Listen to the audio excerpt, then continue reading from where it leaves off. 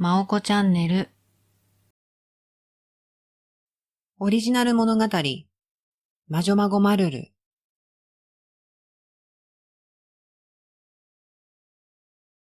マルルたちがバタバタと始めた頃、狐は穴の中で丸まってスースーと寝息を立てていました。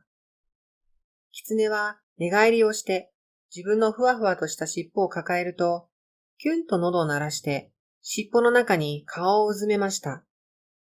しかし、そんな心地よい眠りは長くは続かず、狐の体にツンツンと枝が当たるような感覚がしつこく伝わり、眠りの世界から引きずり出されていくように、狐はゆっくりと目を開けました。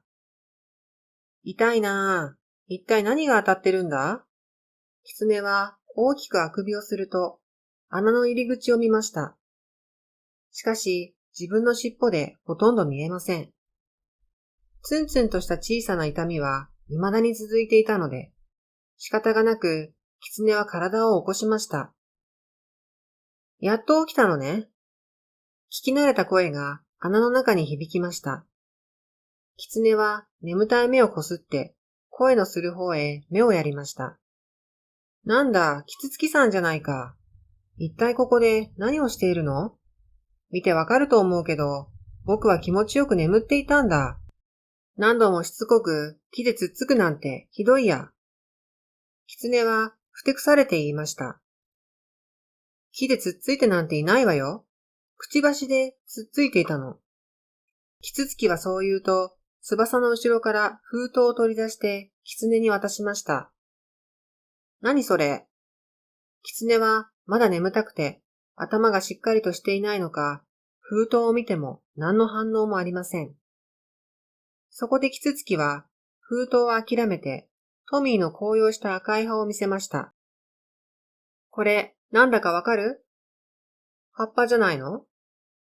葉っぱは葉っぱだけど、これトミーの葉よ。忘れちゃった？今夜、年に一度の食事会を開くことになったの。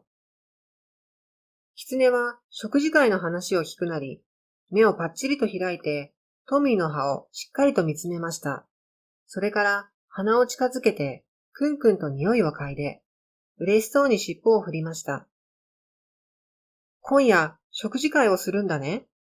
やったー、楽しみだな。寝ている場合じゃないぞ。早く食事会に持っていくものを集めないと。狐が一生懸命に頭を抱えて考え始めると、キツツキはポンと狐の肩を叩いて言いました。去年の食事会の時、キノコを集めて持ってきてくれたけど、とっても美味しかったわよ。そうだ、僕の集めたキノコ、なかなかの人気だったよね。こうしちゃいられない。キノコの森へ出かけないと。キノコは昼間の方が見つけやすいんだ。キツツキさん、どうもありがとう。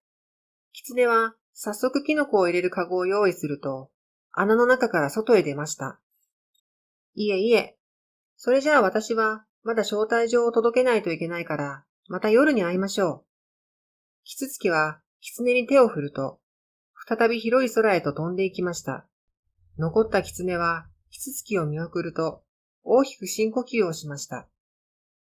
よし、キノコの森へ走っていこう。夜が楽しみだ。しっかりとカゴを持つと、狐は木の生い茂るキノコの森へと駆け出していきました。